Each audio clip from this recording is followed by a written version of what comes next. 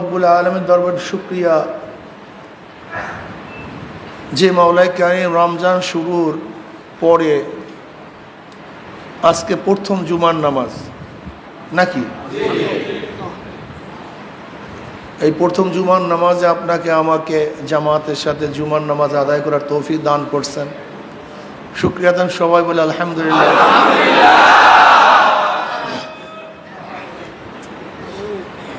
একা একা জুমার নামাজ হয় না, জুমার নামাজের শর্ত সারায়াত আছে।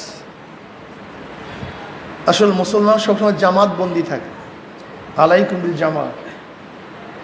এর জন্য দেখবেন সব জায়গায় জামাতের একত্রিত হওয়ার বিভিন্ন কৌশল ইসলামের মধ্যে আছে। আল্লাহ পাক রব্বুল আলামিন আপনাকে আমাকে রোজা রাখার তৌফিক দান করছেন আলহামদুলিল্লাহ। আমরা অনেকেই 6টা রোজা সহি সালামতে রাখতে পেরেছি, আল্লাহ শুকর। আল্লাহ পাক আপনাকে আমাকে সুস্থ রেখেছেন, কত মানুষ অসুস্থ। আল্লাহ পাক আপনাকে আমাকে হায়াতে রেখেছেন, কত মানুষ মারা গেছে। কত মানুষ সুস্থ হায়াত আছে, রোজা রাখার কপাল পড়ার তৌফিক হয় নাই। আল্লাহ আপনাকে আমাকে রোজা রাখার তৌফিক দান করছেন। আবার অনেক মানুষ রোজা রাখে, পরিবেশ নাই। আল্লাহ আপনাকে আমাকে সুন্দর এক পরিবেশে থেকে রোজা রাখার তৌফিক দান করছে। আসলে সাধনা ব্যতীত কিচ্ছু হয় না। কি লাগবে ভাই? সাধনা, সাধনা ছাড়া কিচ্ছু হয় না। আল্লাযীনা জাহাদু ফীনা লানাহদিয়ান্নাহুম সুবুলানা ওয়া ইন্নাল্লাহা লামাআল মুহসিনিন। সাধনা ছাড়া কিচ্ছু হবে না। আমরা ভালো রেজাল্ট করতে গেলে আপনাকে সাধনা করতে হবে, ভালো কৃষক হতে গেলে আপনাকে সাধনা করতে হবে, ভালো ব্যবসায়ী হইতে গেলে আপনাকে সাধনা করতে হবে, চাকরির পদোন্নতির জন্য সাধনা করতে হবে, মাওলাকে পাইতে গেলে সাধনা লাগে। সাধনা মৌলিক একটা গুণ, সাধনা এটা মৌলিক গুণ। এই মৌলিক গুণটা যেই জায়গার পিছনে লাগাবেন, যেখানে লাগাবেন, সেই জিনিস কামিয়াব হয়ে যাবে। পড়ার পিছনে লাগালে ভালো একজন শিক্ষিত হতে পারবে, ব্যবসায়ের পিছনে লাগালে ভালো একজন ব্যবসায়ী হতে পারবে, রাজনীতির পিছনে লাগালে ভালো একজন রাজনীতিবিদ হতে পারবেন, চুরি করার পিছনে লাগালে ভালো একজন চোর হতে পারবেন। এই সাধনা ডাকাতের পিছনে লাগালে ভালো একজন ডাকাত হতে পারবেন। একজন ভালো খুনি হওয়ার জন্য সাধনা করলে ভালো একজন খুনি হতে পারবেন। সাধনাটা মৌলিক গুণ, এইটা যেই দিকের পিছনে লাগবে সেই জিনিস কামিয়াব হয়ে যাবে। ঠিক এই সাধনা জিনিসটা যদি মাওলাকে পাওয়ার পিছনে লাগায় দেন তো অবশ্যই মাওলাকে পাবেন। এটা আল্লাহ পাক ওয়াদা করছেন। আল্লাযীনা জাহাদু, জাহাদুন জুহুদুন জিহাদুন, জিমের উপরে ফাতা পেশ কাসরা 3 ভাবেই পড়া যায়। জাহদুন জুহদুন বা মানে তাকাত মুশাক্কাত, কোশেষ, সাধনা, চেষ্টা, শেষ দরজার বোঝা বহন করা, শেষ দরজার চেষ্টা করা। আল্লাযীনা জাহাদু ফীনা, যারা আমাকে পাওয়ার জন্য, আমার পর্যন্ত পৌঁছার জন্য সাধনা করবে, চেষ্টা করবে, কোশেষ করবে, কষ্ট করবে, ভারী জিনিস বহন করবে, শেষ দরজা সাধনা করবে, চেষ্টা করবে। লানাহদিয়ান্নাহুম তাকি, অবশ্যই আমাকে পাওয়ার সাবিলের বহু বছর সুবুল। সাবিলের বহু বছর কি সুবুল, আমাকে পাওয়ার জন্য আমি একটা রাস্তা নয় বহুত রাস্তা খুলে দেব। কিন্তু শর্ত কি? কথা বলেন, ব্যাস শর্ত সাধনা, চেষ্টা। নবীগণ মাওলাকে পাওয়ার জন্য সবচেয়ে বেশি চেষ্টা করেছেন। নবীগণ এই মাওলাকে পাওয়ার জন্য সবচেয়ে বেশি কষ্ট করেছেন, সবচেয়ে বেশি ত্যাগ করেছেন, সবচেয়ে বেশি কষ্ট সহ্য করেছেন। এমন কোন নবী নাই যে নবীরা সাধক ছিলেন না, কষ্ট করেন নাই, এরকম কোন নবী নেই। তোমার আমার বাবা আদম আলাইহিস সালাতু ওয়াস সালাম শুধু একটা ভুল করার কারণে, গুনাহ না, ভুল।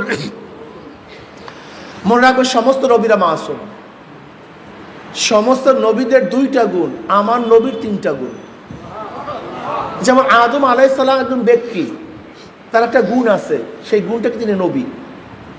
আদম আলাইহিস সালাম একদম কি ব্যক্তি, ঠিক না, একজন মানুষ না। এবং আর একটা গুণ কি তার, তিনি নবী। নবীদের আর একটা গুণ কি, তারা মাসুম হন, নিষ্পাপ হন। কি হন ভাই? মাসুম। তা আদম আলাইহিস সালাম কয়টা গুণ পাওয়া গেছে? দুইটা। আদম একজন ব্যক্তি, তিনি নবী। নবী একটা গুণ, নবুয়ত, এটা কি একটা গুণ। মাসুমিয়াত, নিষ্পাপ হওয়া, এটা নবীদের আর একটা গুণ। নবী নূহ আলাইহিস সালাম নবী, মাসুম। নবী ইব্রাহিম আলাইহিস সালাম নবী, কথা বলেন। নবী মূসা আলাইহিস সালাম নবী, মাসুম। নবী ঈসা আলাইহিস সালাম নবী, মাসুম। মাসুম মানে নিষ্পাপ। তা বলতে পারেন যে হযরত আদম আলাইহিস সালাম আল্লাহ পাক গন্ধম খাবার জন্য নিষেধ করেছেন, ওয়ালা তাকরাবু হাযিহিশ শাজারা, গন্ধম খেও না। তিনি গন্ধম তো খেয়ে ফেলছেন, এর কারণটা কি?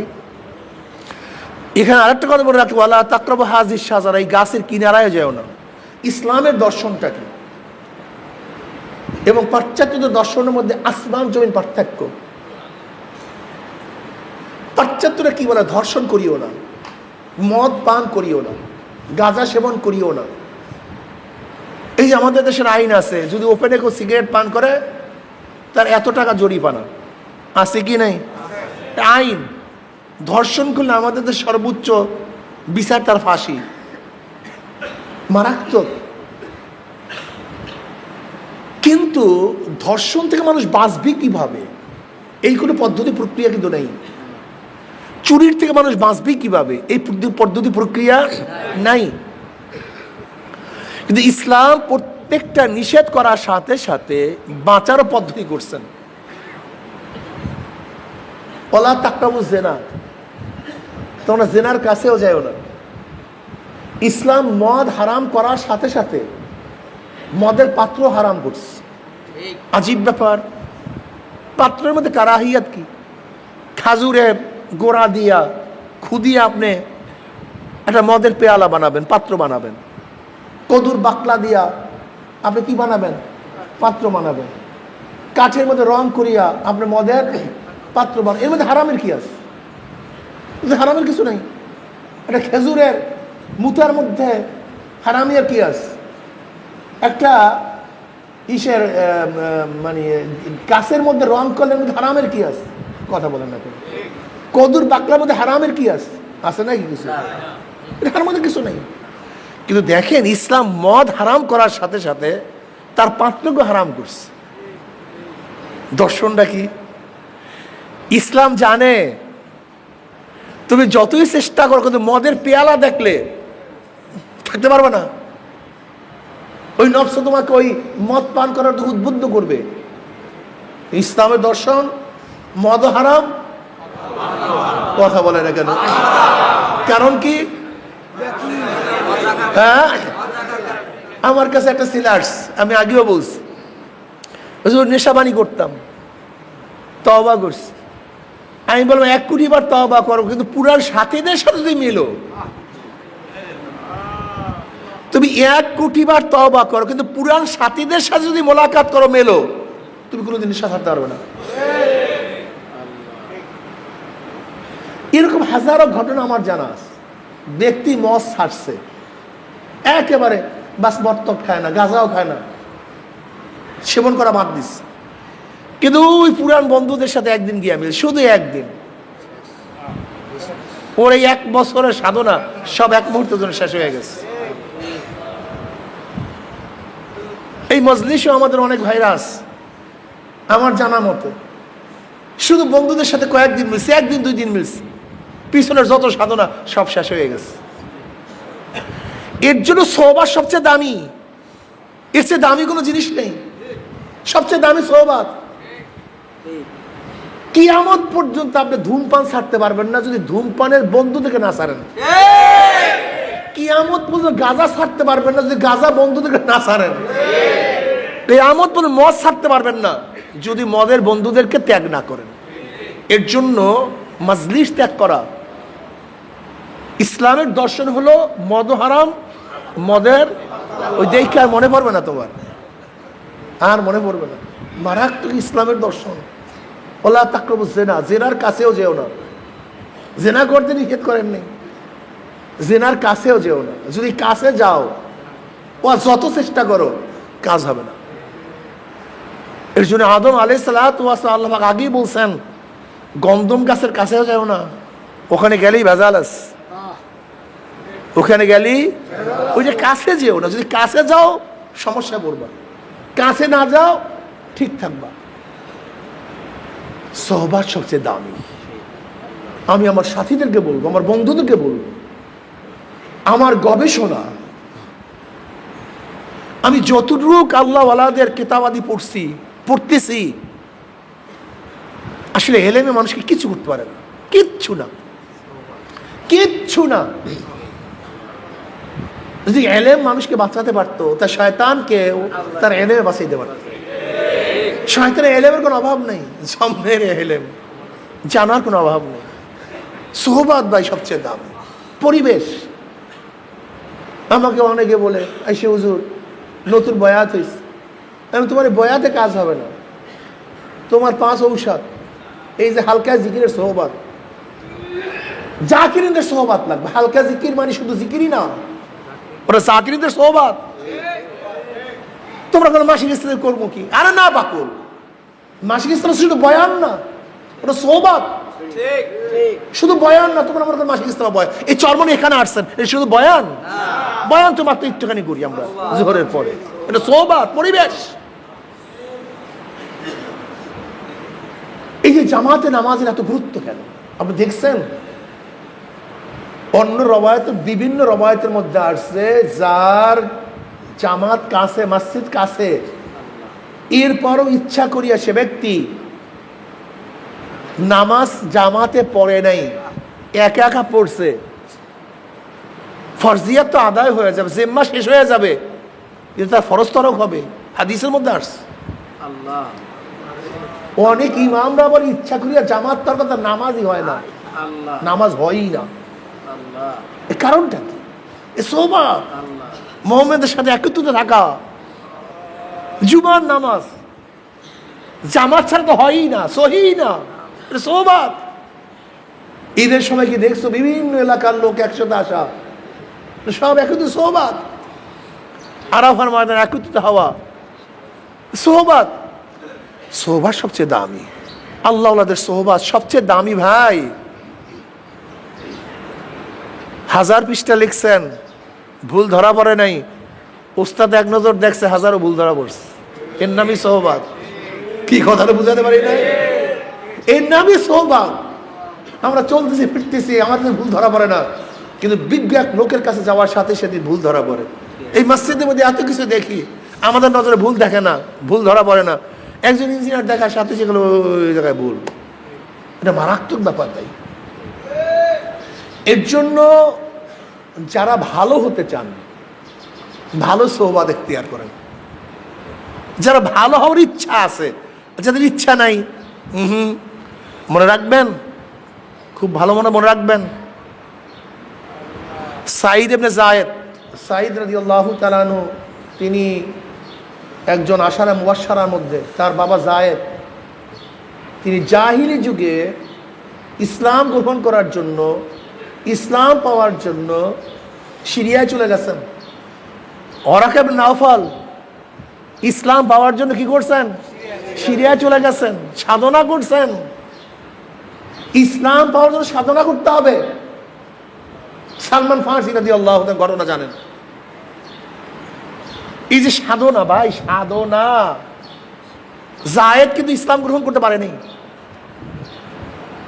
তিনি কাবা শরীফের গেলাম ধরে আসমান দিকে তাকায় বলেন, মাওলা তুমি সাক্ষী থাকো, আমি দ্বীনে হানিফের উপরে আছি, তুমি সাক্ষী থাকো, আমি মুশরিক টুশরিক না, আমি কারোর সাথে শরিক করি না, আমি দ্বীনে ইব্রাহিমের উপরে আছি, তুমি সাক্ষী থাকো। সাধনা করছে, বের হয়ে গেছে আরব থেকে, মক্কার থেকে, কোথায় দিন পাওয়া যায়, খ্রিস্টান পাদ্রীর কাছে গেছে, তার সোহবাতে গেছে। ওরাকা ইবনে নাওফাল তিনি সিরিয়ায় গিয়ে এক পাদ্রির কাছে গেছেন, এক খ্রিস্টান পাদ্রির কাছে, রাহেবের কাছে। তার কাছে গিয়ে তিনি খ্রিস্টান ধর্ম গ্রহণ করছেন, নাসরানি ধর্ম গ্রহণ করছেন। কারণ ইসলাম আসার আগে হক ধর্ম ছিল কোনটা? নাসরানি, খ্রিস্টান ধর্ম। সাধনা করছে, এর জন্য বের হতে হবে, সাধনা করতে হবে মাওলাকে পাওয়ার জন্য। খালি ঘরে বসে বসে মাক্কি মারবা, কাজ হবে না। যেরকম ওরা করে নাফল জায়েদ ইসলাম মানে ইমান আনার জন্য, হক ধর্ম গ্রহণ করার জন্য সাধনা করছে, তোমাকে আমাকে কি করতে হবে? কথা কয় না কেন? ঘর থেকে বের হতে হবে, সাধনা করতে হবে, চেষ্টা করতে হবে। সালমান ফার্সি রাদিয়াল্লাহু তাআলা আনহু জমিদারের সন্তান, বাবা বিশাল জমিদার, পারস্যের অধিবাসী। বাবার ছোট সন্তান সালমান ফার্সি রাদিয়াল্লাহু খুব আদর করতেন, খুব স্নেহ করতেন, খুব মহব্বত করতেন, খুব ভালোবাসতেন, বাবার আদরই রাখতেন। আর সামনে একটা আগুন জ্বালায় দিতেন, ওই সারাদিন অবশ্যই আগুনের সামনে তপস্যা করত, অগ্নি পূজক, সারাদিন অগ্নি পূজার মধ্যে ব্যস্ত থাকতেন। কে? সালমান ফার্সি রাদিয়াল্লাহু তাআলা। ওই অগ্নি নিয়ে বসে থাকতেন। একদিন ঘর থেকে বের হয়েছে। কেন বের হয়েছে? তার বাবা বলতে, সালমান বুড়া হয়ে গেছি, বের হও, জায়গা জমি দেখো, খেত খোলা দেখো, গাছপালার অবস্থা কি দেখো, জমি জমার অবস্থা কি দেখো, আমি তো বুড়া হয়ে গেছি, এখন তোমাকে দেখতে হবে। সালমান ফার্সি রাদিয়াল্লাহু তাআলা বের হলেন। সামনেই ছিল একটা গির্জা, গির্জার ফাঁক দিয়ে দেখে ইবাদত করতেছে কারা? খ্রিস্টানরা, নাসারারা ইবাদত করতেছে। খুবই মজা লাগছে, এক আল্লাহর ইবাদত করতেছে, এক আল্লাহর ইবাদত করতেছে, মজা। তিনি দেখতেছেন, মজা পাইতেছেন, দেখতেছেন, মজা পাই। এই ভোর থেকে ইবাদত দেখা শুরু করেছে, সন্ধ্যা পর্যন্ত দাঁড়ায় আছে, ইবাদত দেখছে। সন্ধ্যার সময় ঘরে ফিরছে। সালমান, জায়গা জমি দেখছো? না। কি করছো? করছোটা কি? খেত খোলা কিছু দেখো নাই, বাগান আদি কিছু দেখো নাই, করছো কি? বলে, আব্বু ওই যে গির্জার মধ্যে খ্রিস্টানরা ইবাদত করে, আমার কাছে দেখতে খুব ভালো লাগছে, আমি সেই ইবাদত দেখছি। মানি আমরা অগ্নি পুজো, আর তুমি খ্রিস্টানদের ইবাদত পছন্দ করছো? বলে, আমরা সারাদিন আগুনের সামনে পুজো থাকি, আগুন জ্বালাই, আমরা নিজেরা জ্বালাই, আবার আগুন নিজেই নিভে যায়, আমরা নিবাইলে নিভে যায়। এইটা কিসের ইবাদত করি? এটা কিসের পূজা করি? ওরা এক আল্লাহর ইবাদত করে, আমার কাছে খুব ভালো লাগছে। বাবার মেজাজ খারাপ, বাবার মেজাজ খারাপ হয়ে, তোমার খ্রিস্টানদের ইবাদত ভালো লাগছে, আমাদের অগ্নি পূজার বাহিরে, আমাদের ধর্মের বাহিরে অন্য ধর্ম পছন্দ করছো, এবার আবদ্ধ করে ফেলছে। কিন্তু ঈমান, মোহাব্বত এমন এক জায়গায় থাকে, ঈমান এমন এক জায়গায় থাকে যেখানে কোনো তীর পুষতে পারে না, যেই জায়গায় কোনো তলোয়ার আঘাত হানতে পারে না, যেখানে কোনো গুলি পুষতে পারে না। সালমানের অন্তরের মধ্যে মোহাব্বত ঢুকে গেছে। আবদ্ধ করলে হবে নাকি? কোনো লাভ নেই। এখন সে গির্জার সাথে রীতিমতো যোগাযোগ রাখতে আসছে সব সময়। এবার সালমান ফার্সি রাদিয়াল্লাহু বললেন যে, তোমাদের বড় পাদ্রী রাহেব যখন আসবে আমাকে খবর দিও, আমি তার সাথে ইবাদত করব। খবর দেওয়া হয়েছে, গির্জার থেকে আসছে, তিনি গেছেন। তিনি যুবক মানুষ, আর সে তো আবেদ, ইবাদত করা শুরু করছে। সালমান ফার্সি রাদিয়াল্লাহু বললেন, সারা রাত্র নামাজ পড়ছে, সারা রাত্র, সারাদিন রোজা, সারাদিন ইবাদত। এমনকি ইবাদত করতে করতে এই চামড়া এবং গোশত সব হাড্ডির সাথে মিশে গেছে। আমি তার সাথে ইবাদত করা শুরু করলাম। তিনি বললেন, সালমান তুমি পারবা না আমার সাথে এত ইবাদত করতে, তুমি মাঝে মাঝে ইবাদত করো, মাঝে মাঝে ঘুমায় পড়ো, মাঝে মাঝে ঘুমাও, মাঝে মাঝে ইবাদত করো। সালমান ফার্সি রাদিয়াল্লাহু তাআলা আনহু তার সাথে মোলাকাত করেন, তার সোহবাত এখতিয়ার করেন। সোহবাত শায়েখের সোহবাত এখতিয়ার করতেছেন। বাবা টের পাইছে, বাবা তাকে আবদ্ধ করে ফেলছে। এবার গির্জার সাথে বলতেছে, শায়েখ যখন আসবে আমাকে বলো, আমি তার সাথে চলে যাব, আমি তার সাথে চলে যাবো, থাকবো না। কাকে পাওয়ার জন্য? কথা কয় না, আগে মাঝে মাঝে প্রশ্ন করলে জবাব দেয় না। কার সন্তান? ও বয়ান শোনেন আপনারা? কার সন্তান? আরে জমিদারের সন্তান। অগ্নিপূজক তার ধর্ম, জমিদারের সন্তান, ধনীর পোলা, অনেক জমির মালিক। এবার সালমান ফারসি রাদিয়াল্লাহু তাআলা আনহু, তাকে খবর দেওয়া হয়েছে যে শায়েখ আসছে। তিনি তার সাথে মুসুলে রওনা করছে। কোথায়? মুসুলে রওনা করছে। কাকে পাওয়ার জন্য? ঘর সার্চ, জায়গা, বাড়ি, বাবা, মা, বাস রওনা করছে মাওলাকে পাওয়ার জন্য। মানে সাধনা করতে হবে, যেরকম জায়েদ, ওরা কেমন নওফাল মাওলাকে পাওয়ার জন্য ঘর থেকে বের হয়েছে, মুসুলে চলে গেছে। শায়েখের সাথে ইবাদতের মগ্ন, মজা আর মজা। শায়েখ বুড়া হয়ে গেছে, শায়েখ এখন সালমান ফারসি রাদিয়াল্লাহু বললেন, শায়েখ কোথায় যাব? যদি আপনি মারা যান, আমি কার সোহবাত এখতিয়ার করবো, কার কাছে যাব? বলে যাও মাওয়ারিবে চলে যাও। মাওয়ারিব, সেখানে আমার মতো আরেকজন শায়েখ পাবা, অমুক জায়গায়, অমুক গির্জায়, তুমি সেখানে চলে যাও। সালমান ফারসি রাদিয়াল্লাহু বলবেন, আমার শায়েখ ইন্তেকালের পরে আমি দ্বিতীয় শায়েখের কাছে চলে গেলাম। তাকেও আগের শায়েখের মতো পেলাম, সে ইবাদতগীর, আবেদ, বুজুর্গ ব্যক্তি, সবসময় একই কারবার, সারাদিন নামাজ, সারাদিন রোজা, সারাদিন জিকির, সারাদিন মুরাকাবা, এই একই হালাতে আছে। তার সোহবাত এখতিয়ার করলাম। তিনিও বুড়া হয়ে গেছেন, আমি তার সাথে থাকতে থাকতে তিনিও যাওয়ার পথে বললাম, শায়েখ আমি ইন্তেকালের পরে কার কাছে যাবো? বলে বাইতুল মুকাদ্দাস চলে যাও, বাইতুল মুকাদ্দাস চলে যাও। তিনি ইন্তেকাল করছে, তিনি বাইতুল মুকাদ্দাস চলে গেলেন। কিন্তু সালমান ফারসি রাদিয়াল্লাহু বললেন, শায়েখ ভালো না, 2 নাম্বার। এটা কয় নাম্বার? 2 নাম্বার। ও ছদ্মবেশী, মানুষের জন্য দান করে, কিন্তু সুন্দুক ভরে রাখে, মানুষকে দেয় না, মানুষের হক আদায় করে না। লৌকিকতা আছে, রিয়া আছে, বাহ্যিকতা, 2 নাম্বার। সে মারা যাওয়ার পরে তাকে সবাই আনুষ্ঠানিকভাবে জানাজা দেবে, অমুক করবো তমুক করবো। আমি বললাম, না, এটা 2 নাম্বার। কোনো প্রমাণ কি? ওই যে দেখো, মানুষের জন্য স্বর্ণ দান করছে, 7 সিন্দুক স্বর্ণ বোঝাই করছে, মানুষকে দেয়নি, খুঁজে নেই, তাই মানুষ তাকে আর দাফন করে নেই, তাকে টানায় রাখছে বাইতুল মুকাদ্দাসের সামনে। 2 নাম্বার তুই একছে ভণ্ড। এরপর মানুষ আর একজন শায়েখকে বাইতুল মুকাদ্দাসের ইমাম হিসাবে দায়িত্ব হিসেবে দিয়ে আসছে। সালমান ফারসি আল্লাহর কসম, এই শায়েখ আগের শায়েখদের মতোই, সেই আবেদ, সেই মানের। আমি তার সোহবাত এখতিয়ার করতেছি, তার সাথে আসি, তার সান্নিধ্যে আসি। সান্নিধ্যে থাকতে থাকতে সেই শায়েখ বুড়া হয়ে গেছে। আমি বললাম, শায়েখ যাবো কোথায়? আপনি দুনিয়ার থেকে বিদায় হওয়ার পরে কার কাছে যাব, কার সোহবাত এখতিয়ার করব? বলে, আমার জানা মতে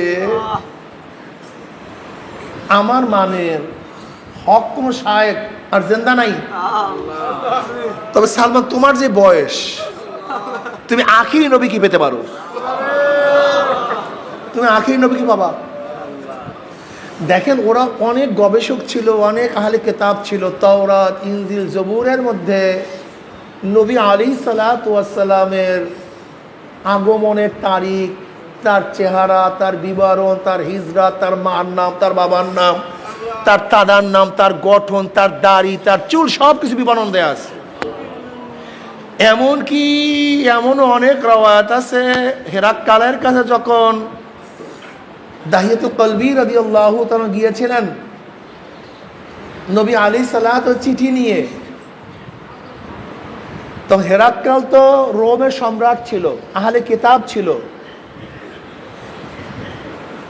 সুকুফান ফির রুম, সে রোমের পোপ ছিল, ধর্মগুরু ছিল। কে? হেরাক্কাল, হেরাক্লিয়াস, হেরাক্লে, বহুত নামের তাহাকিক আছে। সে তো অনেক এলেমের অধিকারী ছিল, অনেক জানতো, নুজ্জুমি ছিল, সে তারকা গুনতে পারত, ভবিষ্যৎবাণী করতে পারত। দাহিয়াতুল কলবি রাদিয়াল্লাহু আনহু হেরাক্কাল একদিন তার খাস কামরা আমাকে নিয়ে গেছে। কোথায় নিয়ে গেছে? খাস কামরায় নিয়ে গেছে, যেখানে কেউ যেতে পারে না। একটা সুন্দুক বের করছে আমার কাছে, সুন্দুকের মধ্য থেকে একটা ছবি বের করতেছে। বলে দেখো তো এই ছবিটাকে চিনো কিনা? বল না। বলে এটা ইব্রাহিম আলাইহিস সালামের ছবি। আবার একটা ছবি বের করছে, বলে দেখো তো এটা চিনো কিনা? বল না। বলে নবী নূহ আলাইহিস সালামের ছবি। বলে আবার একটা ছবি বের করছে, দেখো তো এটা তোমার নবী কিনা? বলে না। বলে এটা অমুকের ছবি। আবার একটা ছবি বের করছে, বলে দেখো তো এটা চেনো কিনা? না। বলে তো মুসা আলাইহিস সালামের ছবি। দেখে খুব রাগান্বিত। এরপর আবার বের করছে, বলে এটা চেনো, এটা কে? নবী ঈসা আলাইহিস সালামের ছবি। দাহিয়াতুল কলবি বলেন হঠাৎ সে একটা ছবি বের করছে। আমি বললাম আল্লাহর কসম এইটা যদি মুহাম্মদ সাল্লাল্লাহু আলাইহি ওয়াসাল্লাম। হ্যাঁ ঠিকই বলছো, এটা আখির নবীর ছবি। কথা বুঝাতে পারছি? এমনকি আগেকার কিতাবের মধ্যে আব্দুল মুত্তালিবও সিরিয়ায় গেছিল না? সিরিয়া যাওয়ার পরে এক পাদ্রীর কাছে যাওয়ার পরে, তুমি কে? বলে আমি আব্দুল মুত্তালিব। বলে তোমার বাবার নাম কি? বলে হাশেম। বলে হাশেমের বাবার নাম কি? বলে আব্দে মানাফ। আমি তোমার পেটটা দেখতে পারি? বলে হ্যাঁ, সতর ব্যতীত সব কিছু দেখতে পারো। আব্দুল মুত্তালিব বলেন সে পাদ্রী আমার পেটটা দেখছে। দেখি বলছে আল্লাহর কসম তোমার বংশের মধ্যে আখিরি নবী আসবে, তোমার বংশের মধ্যে আখিরি নবী আসবে। যাই হোক, এরকম হাজারো ঘটনা আছে, হাজারো। এমনকি আবু বকর সিদ্দিক রাদিয়াল্লাহু তাআলা আনহু যখন সিরিয়ায় গেছেন, তাকে দেখে খ্রিস্টান পাদ্রীরা বলতেছে তোমার নাম কি? কল আবু বকর। কল তোমার বাবার নাম? কল কুহাফা। তুমি কোন এলাকার? কলে মক্কার। তুমি কোন বংশের? এই বংশের, বনি তামিম বংশের। হযরত আবু বকর সিদ্দিক কোন বংশের? বনি তামিম, এরা কুরাইশের একটা অংশ। কারণ আমি কি তোমার বুকটা দেখতে পারি? তোমার উরু দেখতে পারি? তখনকার সময় উরু পর্যন্ত ফরজ ছিল না, এখনো উরু এটা ফরজিয়াত। যাই হোক, আবার মাসালা বললে অনেকের ই হবে, কথা ঠিক না।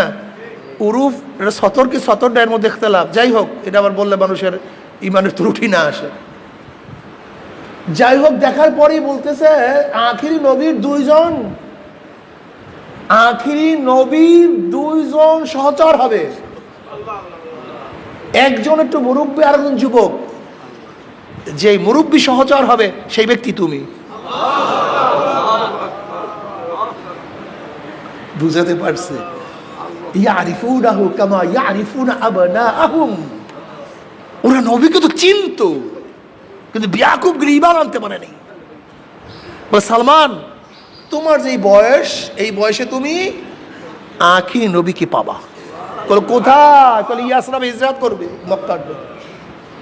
ইয়াসরাবে মক্কার থেকে হিজরত করবে, নোনাই এলাকা হিজরত করবে, খাজুর বাগান হিজরত করবে। তার এই আলামত কি আলামত? সৎকার মাল খাবে না, হাদিয়ার মাল গ্রহণ করবে। তার দুই স্কন্ধের মাঝখানে কাঁধের মধ্যে মোহরে নবুয়াত থাকবে, নবুয়াতের মোহর থাকবে। সালমান ফারসি বললেন আমার শাহেক মারা গেছে, নাই দুনিয়া। চিন্তা করলাম আমি হেজাজ যাবো কিভাবে, ইয়াসরাবে যাবো কিভাবে, মদিনা যাবো কিভাবে। এর মধ্যে হেজাজ থেকে একদল লোক আসছে, এক বনিক আসছে সিরিয়ায় বাইতুল মুকাদ্দাসে। আমি এই শায়েখদের সাথে থাকতে থাকতে আমি কিছু ছাগল, ভেড়া, গরু লালন পালন করতাম। বিশাল পাল হয়ে গেছে, বরকত দিছে আল্লাহ পাক। আমি অনেক ছাগল, অনেক ভেড়া, অনেক দুম্বার, অনেক গরুর মালিক। আমি ওদেরকে বললাম, শোনেন ভালো মতো, আমি ওদেরকে বললাম এই আমার গরু, ছাগল, ভেড়া, দুম্বা, জাহাজ সব তোমাদের, শুধু আমাকে মদিনা ইয়াসরাবে নিয়ে যাও, এই সব কিছু তোমাদের, আমাকে ইয়াসরাবে নিয়ে যাও, আমাকে সেখানে পুষায় দাও। তুমি আমি ইসলাম পাওয়ার জন্য দুইটা ত্যাগ করি না। আরে গিয়াদারা, একটা পাই ব্যয় করতে চাই না। ইনফাক ফি সাবিলিল্লাহ, ইনফাক আল্লাহর রাস্তায় খরচ করা ব্যতীত মাওলাকে পাওয়া যায় না। এই যে যারা এখানে আসছেন, খরচ করতেছেন, সব সদকায়ে জারিয়া, সব মাওলার পথে, সব মাওলার পথে। ইলমে দ্বীন অর্জন করার জন্য যা কিছু ব্যয় করবেন সব মাওলা পাক কবুল করে নেবেন। কোনো সন্দেহ আছে মিয়া? হ্যাঁ, কোনো সন্দেহ আছে?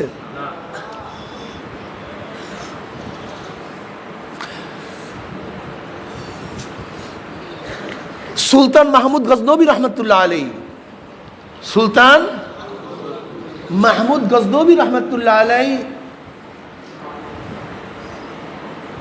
তিনি একবার বের হলেন। তিনার মধ্যে তিনটে সন্দেহ ছিল। কয়টা সন্দেহ ছিল? কিয়ামতের সন্দেহ ছিল তার মধ্যে, যে সব কিছু ধ্বংস হবে, বিলীন হবে, নিস্তেজ হয়ে যাবে, অস্তিত্ব থাকবে না, আবার এগুলোকে আল্লাহ পাক পূর্ণবার কিয়ামত করবেন। একটু সন্দেহ ছিল। তিনি সুবক্ত খানের তিনি বংশধর কিনা সন্দেহ ছিল।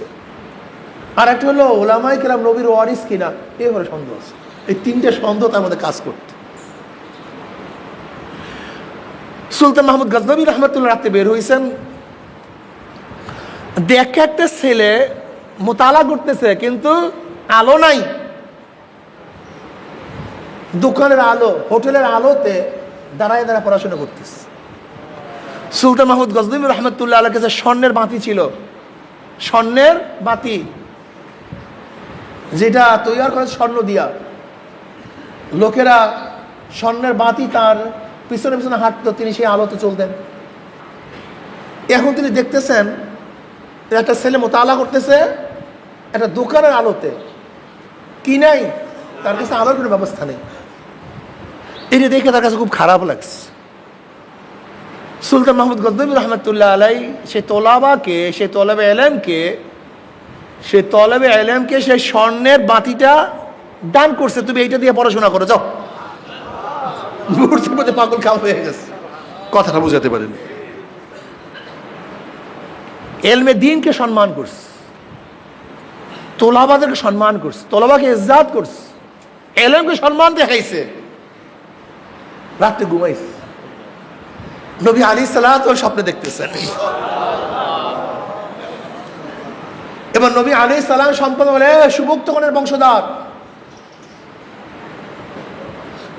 তুমি আমার এক উত্তরসূরিকে সম্মান করছো, আল্লাহ পাক দুনিয়া এবং আখিরাতে তোমাকে কামিয়াব করেন।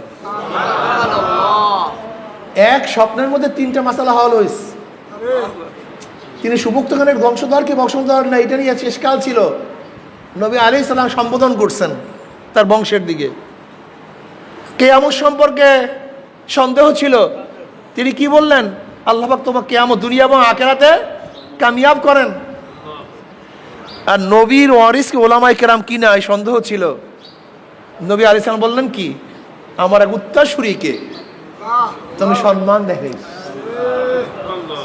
এই জন্য আল্লাহ পাক দুনিয়া এবং আখিরাতে তোমাকে কামিয়াবি দান করেন। বুঝাইতে পারি, সাধনা লাগবে পাগল। এই যে তোলাবা, এখানে আপনারা আসছেন সবাই তোলাবা, সবাই এলেম অর্জন করার জন্য আসছেন, সবাই আহলে এলেম অর্জন করার জন্য আসছেন। জানেন প্রতিটা মুহূর্ত কত বরকতপূর্ণ। সালমান ফারসি রাদিয়াল্লাহু বললেন, আমি তো অর্থ কামাই করছি, আমি তাদেরকে বললাম আমাকে ইয়াসরাবে নিয়ে যাও, সব তোমাদের। ওরা আমাকে ঠিকই ইয়াসরাবে যখন নিয়ে আসছে, ওই সত্তার কসম যার হাতের মধ্যে আমার জীবন, আমি মদিনায় ঢোকার সাথে সাথেই এলাকা দেখেই বুঝতে পারছি আমার সাহেব যে এলাকার কথা বলছে এই এলাকায় সেই এলাকা। কিন্তু ওরা আমার সাথে গাদ্দারি করছে। ওরা আমার সাথে কি করছে? গাদ্দারি করছে। আমাকে আজাদ রাখে নাই, এক ইয়াহুদির কাছে গোলাম হিসেবে বিক্রি করে দিচ্ছে। কিন্তু যেহেতু এটা ইয়াসরাব, এটা মদিনা, এখানে নবী আলাইহিস সালাম হিজরত করবেন, আমার সমস্যা কি? আমি গোলামি জিন্দগি করি। কাকে পাওয়ার জন্য? নবী আলাইহিস সালামের সান্নিধ্য পাওয়ার জন্য, তো মাওলাকে রাজি খুশি করার জন্য, তার সান্নিধ্য অর্জন করার জন্য, তাকে পাওয়ার জন্য। জমিদারের সন্তান কি করতে আছে? কি করতে আছে? গোলামি করতে আছে। আর তুমি আমি আজাদ জিন্দগি পালন করি, ওর নামাজ পড়ি না, রোজা রাখি না, হালকায় আসি না, মাসিক ইসলাম ভালো লাগে না, সময় দিতে পারি না, দোকান, জায়গা, জমি, চাকরি, নৌকরি। আর মাওলাকে পাওয়ার জন্য গোলামি করতে হয়, বাড়ি ছাড়তে হয়, ঘর ছাড়তে হয়, সব কিছু ত্যাগ করতে হয়। জমিদারের সন্তান আজকে গোলামি করতেছে এই দিন শিখার জন্য, নবীকে পাওয়ার জন্য, আল্লাহকে পাওয়ার জন্য গোলামি করতেছে। এক ইহুদির গোলাম। সালমান ফারসি রাদিয়াল্লাহু ফরমান, আমি একদিন কাজ করতেছিলাম, আমার মালিকের বিরাট পুত্র আমার মালিককে বলছে, বনু কাইলুকার ধ্বংস হোক, বনু কাইলুকার ধ্বংস হোক। লোকেরা বলা করতেছে মক্কার থেকে একজন নবী আসছে, এবং মানুষ তার কাছে গিয়ে সবাই ভিড় জমাইছে। সালমান রাদিয়াল্লাহু ফরমান, এই কথা শোনার সাথে সাথে আমি অস্থির হয়ে বেহুশ হয়ে পড়ে গেলাম। কারণ যার অপেক্ষায় আমি এখানে গোলামি করতেছি সে অলরেডি মদিনায় চলে আসছে, অথচ আমার খবর নাই, আমার হুঁশ নাই, আমার জানা নাই। যার অপেক্ষায় আছি সে চলে আসছে, অথচ আমি গোলামি করতেছি। আমার মালিক আমাকে ঘুষি লাগাই দিচ্ছে, তোর কি? কোথার থেকে নবী আসছে? আমি আমার কথাকে গোপন করলাম, জানাইলাম না যে আমি তো তোমার গোলামি করি না, যার গোলাম হওয়ার জন্য তোমার গোলামি করি সেই মালিককে চলে আসছে। যার গোলাম হওয়ার জন্য তোমার গোলামি করি সেই মালিক চলে আসছে, আর আমি জানি না। আমার ঘুষি লাগাই দিস, তোর কাজ কি? আমি গোপন রাখলাম কথা। ইহুদি তো মারাত্মক, ইহুদিরা মাকজুব, ইহুদিরা কি? আর খ্রিস্টান হলো দল, গায়রিল মাগদুবি আলাইহিম ওয়ালাদ-দাল্লিন। এই মাকজুব এবং দলের মধ্যে পার্থক্যটা কি? মাকজুব ইহুদিরা জানে কিন্তু মানে না, এর জন্য মাকজুব। আর দল মানে গোমরা, যেগুলি জানেও না মানেও না। ইহুদিরা জানতো, চরম জানা জানতো। সালমান ফারসি রাদিয়াল্লাহু চিন্তা করলেন, আমি পাবো কোথায় তাকে, কোথায় খুঁজি? এক মহিলার কাছে প্রশ্ন করলাম, সে আগে থেকে মুসলমান হয়ে গেছে। আমি বললাম, তুমি কি জানো এরকম একজন লোক আসছে যে নবী দাবি করে, সে আগের থেকে মুসলমান হয়ে গেছে? হ্যাঁ হ্যাঁ জানি তো, সে অমুক জায়গায় আছে, তুমি যাও। এবার সালমান ফারসি রাদিয়াল্লাহু কিছু খেজুর নিয়ে নবী আলাইহিস সালাতু ওয়াস সালামের দরবারে হাজির। নবী আলাইহিস সালাতু ওয়াস সালামের কাছে গিয়ে বলতেছেন, ইয়া নবী আল্লাহ, আপনি আসছেন, হিজরত করছেন, আমার কাছে কিছু না। নবী আল্লাহ বলেন নাই, তিনি বললেন, আপনি আসছেন, হিজরত করছেন, আমার কাছে কিছু সৎকার খাজুর আছে, আপনি গ্রহণ করুন। নবী আলাইহিস সালাম মিসকে মিসকে হাসতেছেন। তিনি তো আগেই ওহীর মাধ্যমে জানছেন সালমান কি জানার জন্য আসছে।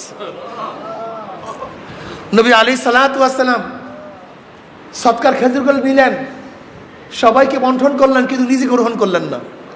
মনে আছে তো আলামত কি ছিল? সৎকা নিজে গ্রহণ করবেন।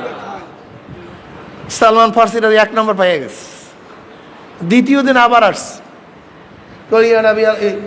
আপনি আসছেন, হিজরত করছেন, কষ্ট করতেছেন, ক্ষুধার্ত আপনার সাথীরা, আমার কাছে কিছু হাদিয়ার খাজুর আছে, আপনি নেন। সালমান ফারসি রাদিয়াল্লাহু তাআলা হাদিয়ার খাজুর গ্রহণ করলেন না, নবী আলাইহিস সালাম হাদিয়ার খাজুর গ্রহণ করলেন। নিজেও খাইলেন, সবাইকে দিলেন। দ্বিতীয় আমল, দ্বিতীয় আলামত পাওয়া গেছে। নবী আলাইহিস সালাত মিসকে মিসকে হাসতেছেন। এবার সালমান ফার্সি রাদিয়াল্লাহু দাঁড়াইছেন। নবী বুঝতে পারছেন কেন দাঁড়াইছে, ওই যে মহারে নবুয়ত দেখার জন্য। সালমান ফার্সি রাদিয়াল্লাহু দাঁড়াইছেন, নবী আলাইহিস সালাতু ওয়াস সালাম হাসতেছেন। যখন তিনি ঘুরতেছেন, নবী আলাইহিস সালাতু ওয়াস সালাম তার পিঠের উপর থেকে কাপড়টা ফালাইয়া দিয়েছে। ওমনি সালমান ফার্সি রাদিয়াল্লাহু তাআলা মহারে নবুয়ত সুবহা বসায়া দিয়েছে। বলি, ইয়া নবী আল্লাহ, আমাকে কলমা পড়ান। এবার নবী আলাইহিস সালাতু ওয়াস সালাম সালমানকে বলে, সালমান, সব সাহাবাদের সামনে বলো কোন পাদ্রী তোমাকে কি বলছে আমার ব্যাপারে।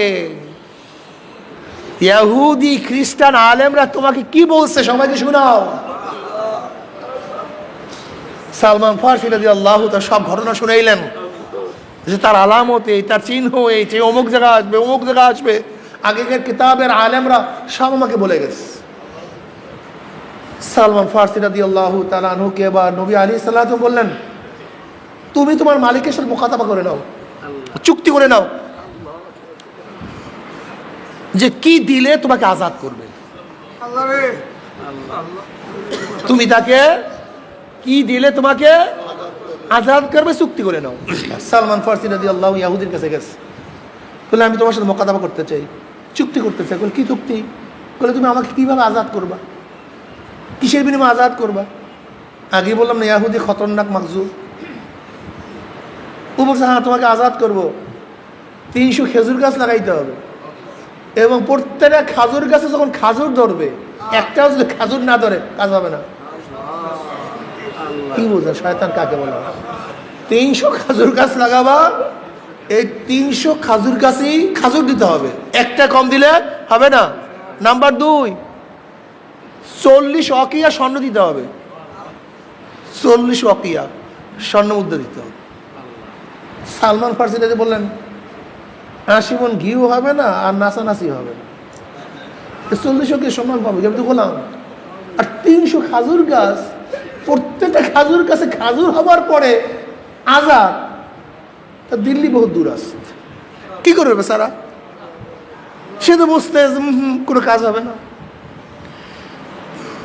সরদার দো আলম আলাইহিস সালাতু ওয়াস সালাম রাহমাতুল্লাহ আলাইহি, ওমা আরসালনাকা ইল্লা রাহমাতাল লিল আলামিন। সরদার দো আলমের কাছে আসছে, যার কাছে মানুষ সমস্ত সমস্যা সমাধান খোঁজে, শান্তি পায়, মুক্তি পায়। ওয়াকান রাসূলুল্লাহ সাল্লাল্লাহু আজওয়াদান নাস, নবী আলাইহিস সালাতু ওয়াস সালাম সবচেয়ে বেশি দানশীল, দানবীর। বুখারীর মধ্যে রওয়ায়াত আছে। জুদ এবং সাকার মধ্যে পার্থক্যটা কি? আসকান নাস বলেন নাই, তিনি বেশি বন্টনকারী, বেশি দানশীল বলেন নাই, আজওয়াদুন নাস বলছে। ইমাম রাগিব ইসফাহানি রাহমাতুল্লাহ আলাইহি জুদের তাহকিক করেন, আল ইতাউ মা ইয়ানবাগি লিমা ইয়ানবাগি। জুদ বলা হয় যার যা প্রয়োজন তাকে তা দেয়া, আর সাকা বলা হয় মাল বন্টন করা, শুধু একটা গুণ। আর জুদ বলা হয় যাকে যেই জিনিসের প্রয়োজন তাকে সেই জিনিস দেওয়া। ওয়াকান রাসূলুল্লাহ সাল্লাল্লাহু আন আব্দুল্লাহ ইবনে আব্বাস রাদিয়াল্লাহু তাআলা قال কান রাসূলুল্লাহ সাল্লাল্লাহু আজওয়াদান নাস, নবী আলাইহিস সালাতু ওয়াস সালাম সবচেয়ে বেশি দানশীল ছিলেন, দানবীর ছিলেন, জুদ ছিলেন। যার ইলমের প্রয়োজন তাকে ইলম দিতেন, যার মারিফতের প্রয়োজন তাকে মারিফত দিতেন, যাকে সান্ত্বনা দেওয়ার প্রয়োজন তাকে সান্ত্বনা দিতেন, যাকে মালের প্রয়োজন মাল দিতেন, কাপড়ের প্রয়োজন কাপড় দিতেন, খাদ্যের প্রয়োজন খাদ্য দিতেন, বুদ্ধির প্রয়োজন বুদ্ধি দিতেন, পরামর্শের প্রয়োজন পরামর্শ দিতেন। এবার বেচারা আসছে, মন তো বেজার, মন বেজার, বেচারা করবে কি? ও সালমান, চুক্তি করছো, লাভ কি শুনাইয়া? চুক্তি তো হয়েছে, কিন্তু লাভটা কি? বলে, কি চুক্তি, কি পরামর্শ, কি কি দিছে? বলে, ইয়া নবী আল্লাহ, এই 300 গাছ খাজুর লাগাইয়া খাজুর হইতে হবে, 40 ওকিয়া স্বর্ণ মুদ্রা দিতে হবে। যাও চুক্তি করে ভালো, দস্তখত করে ভালো, যাও, কোনো কথাবার্তা নাই। তুমি যেইটাকে অসম্ভব মনে করো, আমার মাওলা ইচ্ছা করলে 1 সেকেন্ডের মধ্যে সে সম্ভব করতে পারে। চুক্তি, সাথীদেরকে সাহায্য করতে হবে, সাথীরা বিপদে বলে উদ্ধার করতে হবে। সাথীদের প্রয়োজন হলে সবাই চান্দা দরিয়া, কিভাবে প্রয়োজন উদ্ধার হয় এখন বলবো। চুক্তি করো। সালমান ফার্সিরা চুক্তি করছেন ইহুদিদের সাথে। এবার সরদার দো আলম আলাইহিস সালাত ওয়া সাহাবাদেরকে ডাকলেন, হ্যাঁ সাহাবারা, কে কয়টা খাজুর গাছ আছে চারা দিতে পারবা? তুমি কয়টা দিবা? তুমি কয়টা? তুমি কয়টা? বাস উসাল শুরু হয়ে গেছে। দেখছেন কত সুন্দর। এই আজকে যে পড়ছি হাদিসের মধ্যে, খুতবার মধ্যে, আল মুমিনু কারজুল ওয়াহিদ, ইন ইশতাকা আইনুহু ইশতাকা কুল্লুহু ওয়া ইন ইশতাকা রাসুহু ইশতাকা কুল্লুহু। গোটা দুনিয়ার মুমিন একটা শৈলের মতো, একটা শৈল। মুমিনের হালই ভিন্ন। এই তুমি কয়টা? তুমি কয়টা? তুমি কয়টা? ইসলাম তো এইভাবেই চলে। এই মসজিদ কারোর ব্যক্তিগত টাকায় হয় নাই, প্রত্যেকের দানের টাকায়। এই যে তোমার মাদ্রাসা কারোর ব্যক্তিগত টাকায় নেই, সবাই টাকা। এটাই তো ইসলাম, ইসলামের সৌন্দর্যতা, এইটাই তো মুসলমানের সৌন্দর্যতা। আমাকে অনেক বলে হুজুর মসজিদ করবো, টাকা নেই। আমি কিসের ফান্ড? তুমি কিসের ফান্ডের মালিক? ফান্ডের মালিক তো আল্লাহ। আল্লাহ গনিউন ওয়া আনতুম ফুকারা।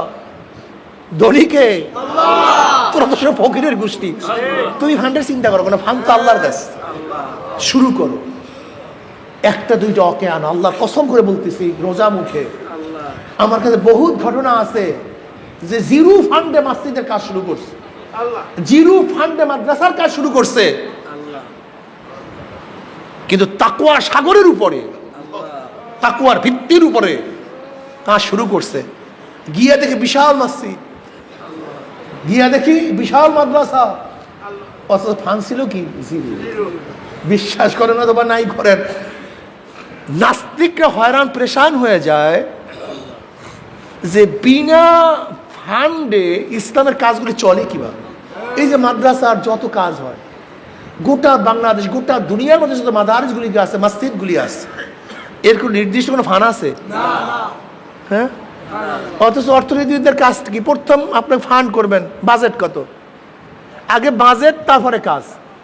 আর আমাদের ইসলামের কাজ হলে আগে কাজ এবার বাজেট। সুবহানাল্লাহ। মানে অর্থনীতির সাথে কোনো মিলই নাই। অর্থনীতির মূল থিমটা কি? আপনারা রাস্তা করবেন, আগে কি হয়? কথা বলে না কেন? আপনি এত লোককে খাওয়াবেন, আগে কি হয়? আর এই যে মাদ্রাসায় এত ছাত্র ভর্তি হইবে, কোনো বাজেট আছে? কোনো বাজেট নেই, কোনো বাজেট টাজেট নেই। এত বড় মাদ্রাসা মসজিদ হবে, কোনো বাজেট আছে?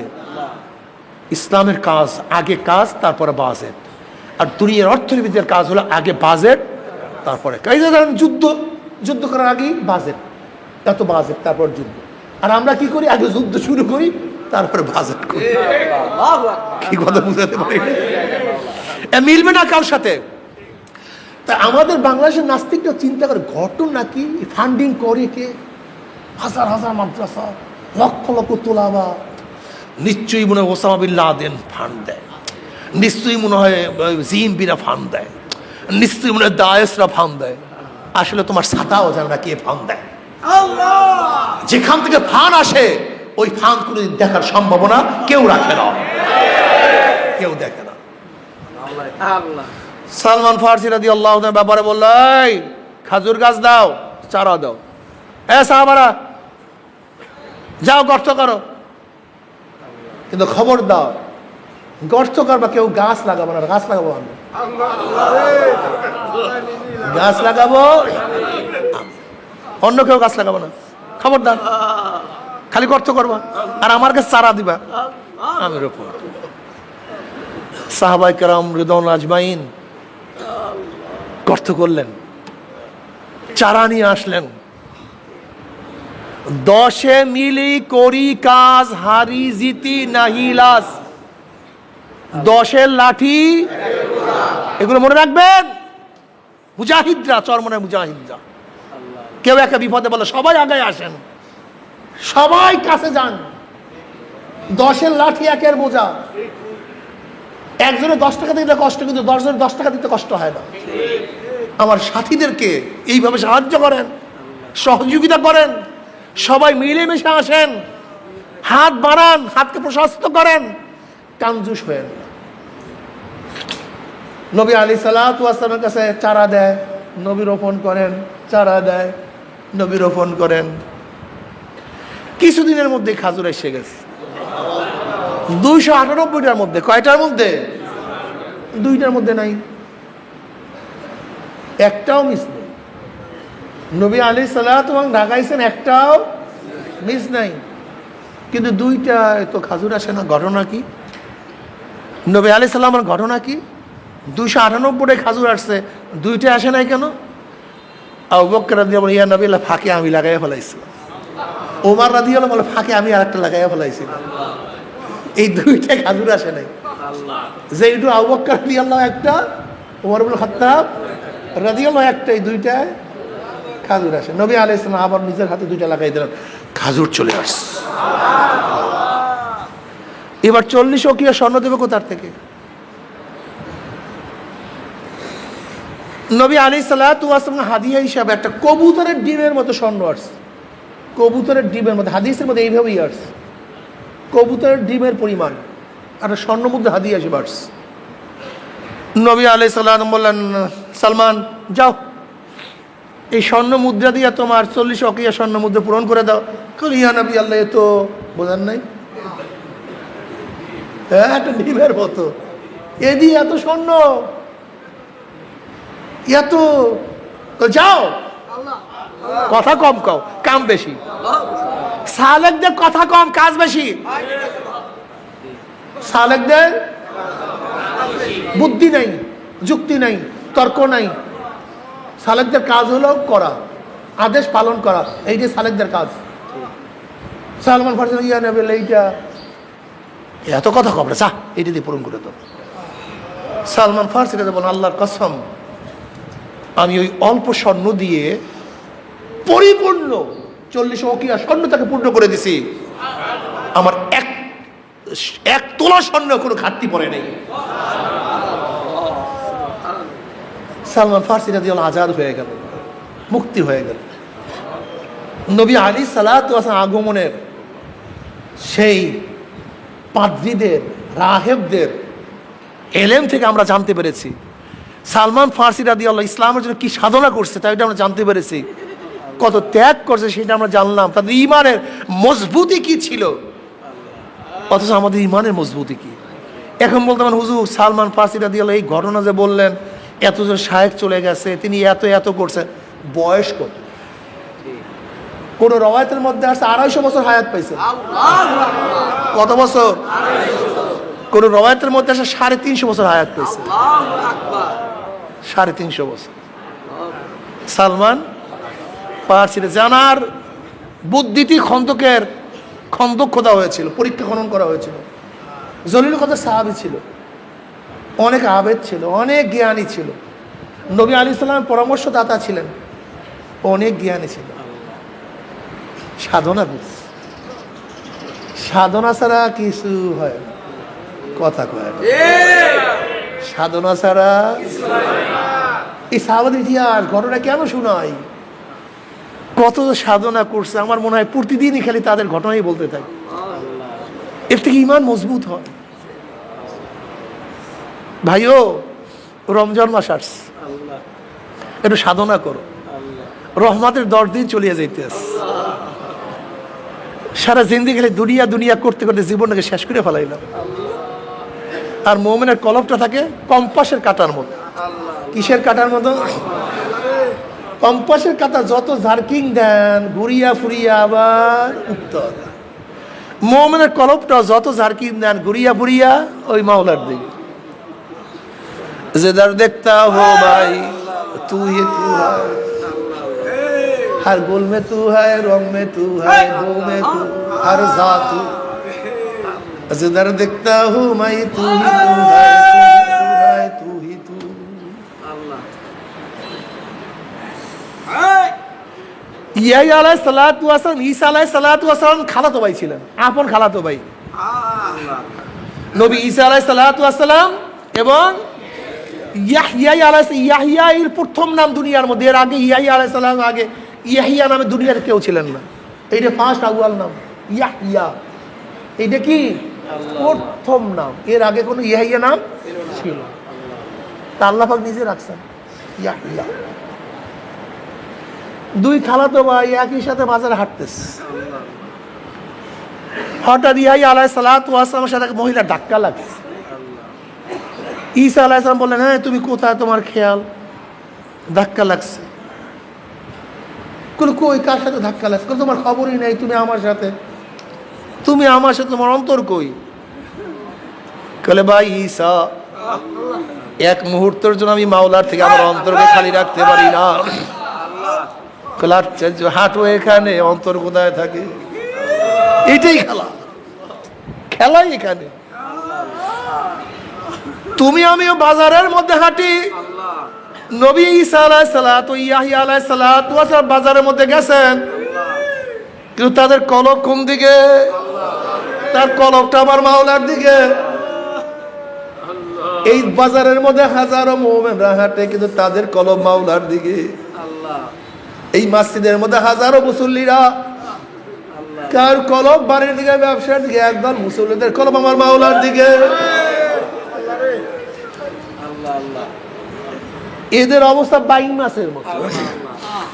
বাইং মাছ থাকে কাদার মধ্যে, কিন্তু কাদা তাদের শরীর লাগে না।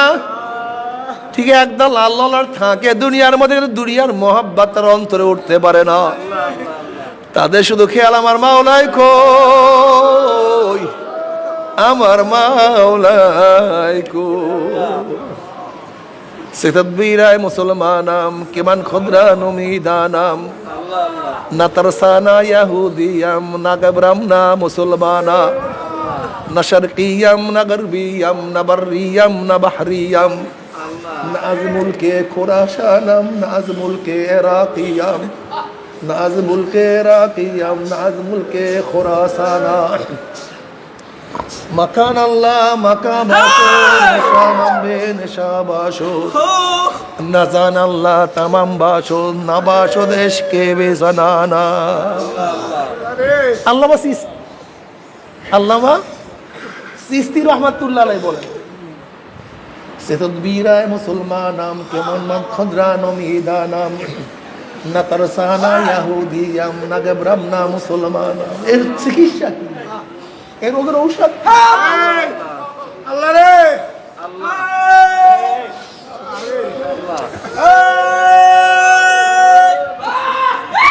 আমি জানি না এর সাধনা কি, এই রোগের চিকিৎসা কি, এর সমাধান কি। আমি নিজেই জানি না আমি ইহুদি না আমি খ্রিস্টান না আমি মুসলমান। আমি কি আমি নিজেই জানি না। না শারকিয়াম না গরবিয়াম না বর্রিয়াম না বাহরিয়াম, না আজ মুলকে ইরাকিয়াম না আজ মুলকে খুরাসানাম। আমি কি মাশরিকে আছি, আমি মাগরিবে আছি, আমি পশ্চিমে আছি না পূর্বে আছি, আমি কি জমিনে আছি না পানিতে আছি। না শারকিয়াম না গরবিয়াম না বর্রিয়াম না বাহরিয়াম, নাজ মুলকে ইরাকিয়াম নাজ মুলকে খুরাসানাম। আমি কি ইরাকের মাটিতে না আমি খুরাসানে আছি আমি জানি না।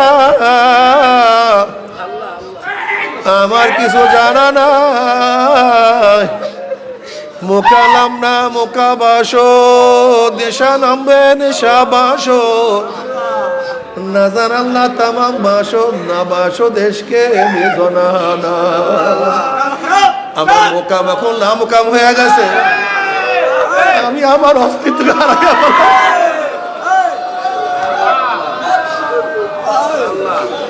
মোকালাম না মোকাবাসো, না জানাম না তামাম বাসো। আমি জানি বাবা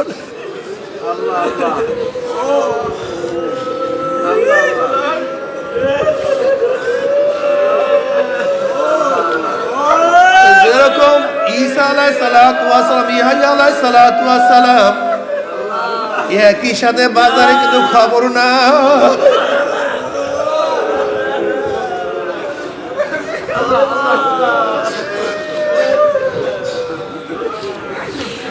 বাবার এখানে আমাদের কুতুবখানা ছিল, এই যে পাশে এখানে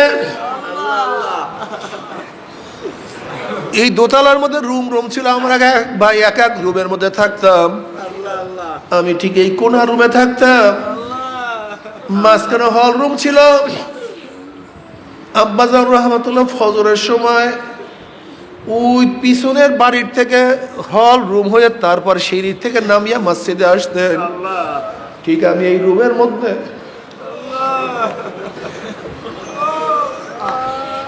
আব্বাজান রহমাতুল্লাহ ফজরের সময় নামাজে আসতে আসেন, আমি তো পাশের রুমে আমিও নামাজের প্রস্তুতি নিতে আসি, রুম আটকানো।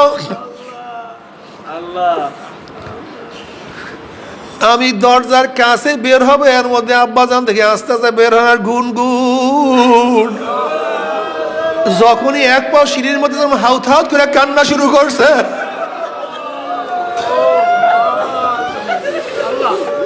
আর কিভাবে আমার মাওলাকে ডাকে, আল্লাহ তুমি আমিও মসজিদের মধ্যে আসি, তোমার আমার মসজিদের হালাত কি। আর তারা যখন ঘরের থেকে মসজিদে আসে, ওয়াজাকার আসমা রাব্বিহি ফাসাল্লা, ওয়াজাকার আসমা রাব্বিহি ফাসাল্লা, ওয়াজাকার আসমা রাব্বিহি ফাসাল্লা। তারা আমার মাওলার, আমার রবের, আমার মালিকের নাম নেয়, তারপর নামাজ আদায় করে।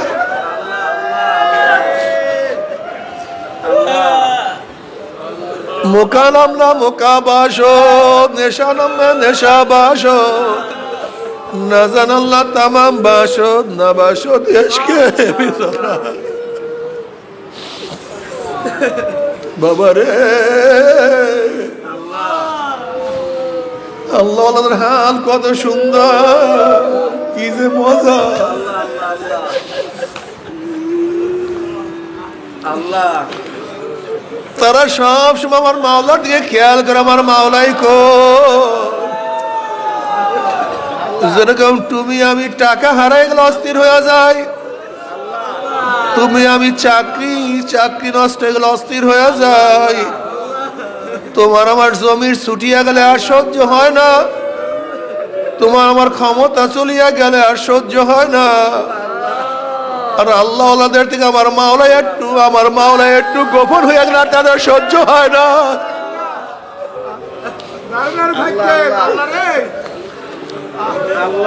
রশিদ আহমদ গঙ্গি রহমতুল্লাহ আলাইহি একবার ডাইন পাও দিয়ে ইস্তেনখানায় ঢোকার পরে তার কলবের হালাত বন্ধ হয়ে গেছে।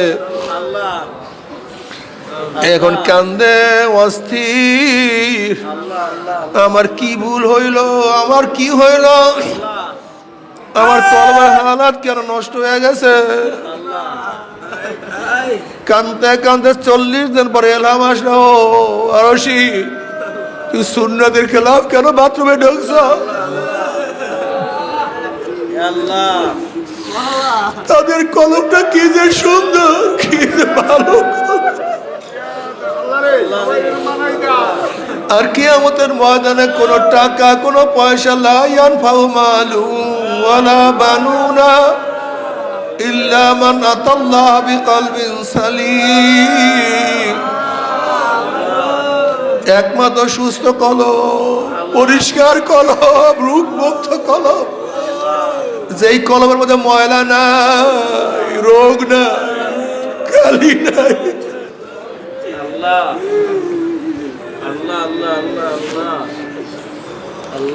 আল্লাহ জানি না কি অবস্থা।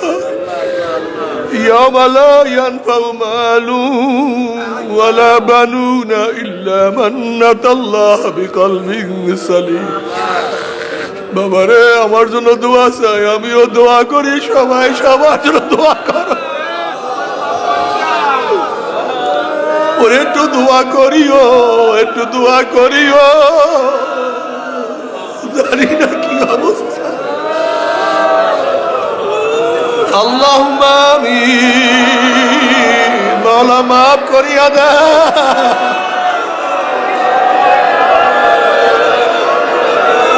মাফ করিয়া দাও, ক্ষমা করিয়া দাও।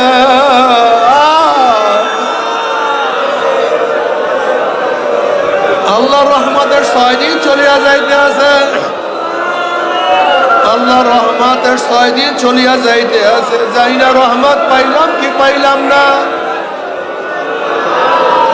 আল্লাহ আমাদের সবার বড় রহমত নাযিল করো,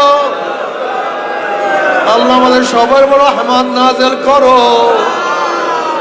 আল্লাহ সবাই বড় রহমত নাযিল করো। আল্লাহ আমাদের সবাইকে ক্ষমা করিয়া দাও, মাফ করিয়া দাও।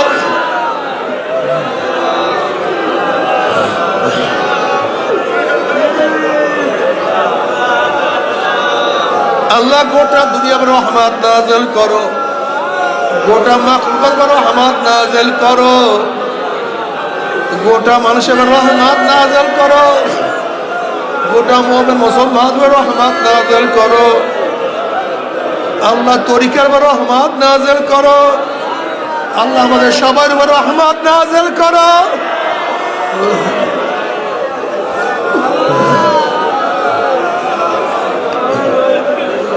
আমাদের পরিবার পরিজনের উপর রহমত নাযিল করো। এই মাযহাবের রহমত নাযিল করো আল্লাহ।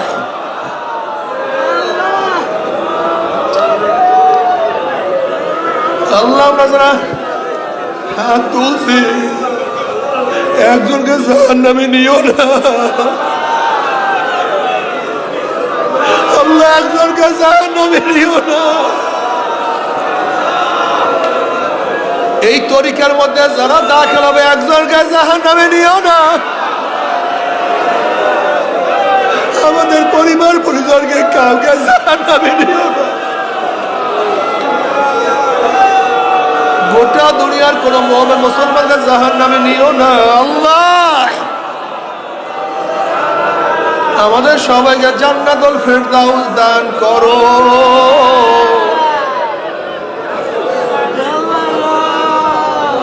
আল্লাহ তোমার আশিক হিসেবে কবুল করিয়া নাও, তোমার ওলি হিসেবে কবুল করিয়া নাও, তোমার পাগল হিসেবে কবুল করিয়া নাও আল্লাহ।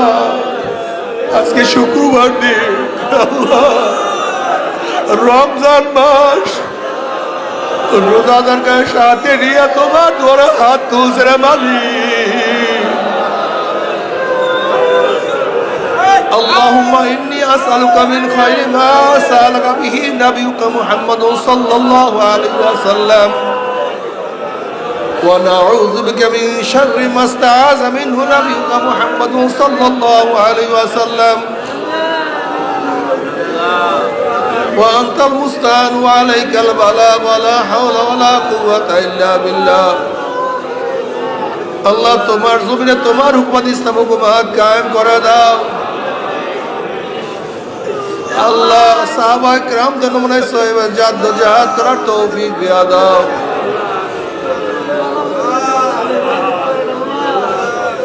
আল্লাহ হাত পাকে বিজয় করে দাও ইয়া আল্লাহ। যতদিন জিন্দাকে ইসলামে জিন্দা রাখিও, যখন শেষ ডাক দেবে ঈমানের সাথে ডাক দিও আল্লাহ। যত মুমিন মুমিনাত মুজাহিদরা কবরে শুয়ে সবার কবর আযাব চিরতরে মাফ করে দাও ইয়া আল্লাহ। খাস করে আমাদের শায়খ মুর্শিদের কবরকে জান্নাতের বাগিচা বানায়া দাও, দাদাদের কবরকে জান্নাতের বাগিচা বানায়া দাও। এই তরিকার যত মাশায়েখ আছে সবার কবরকে জান্নাতের বাগিচা বানায়া দাও।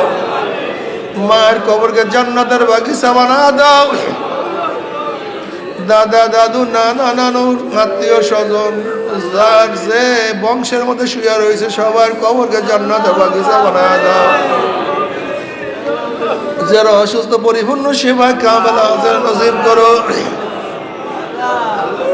যারা ঋণগ্রস্ত ঋণ থেকে হেফাজত করো আসমানে গজব জমিনে গজব থেকে সবাইকে হেফাজত করো। রব্বির হামহুমা কামা রব্বায়ানি সগীরা। وصلى الله تعالى على خير خلقه محمد وآله وأصحابه وأزواجه وأتباعه أجمعين ارحمنا معهم برحمتك يا أرحم الراحمين.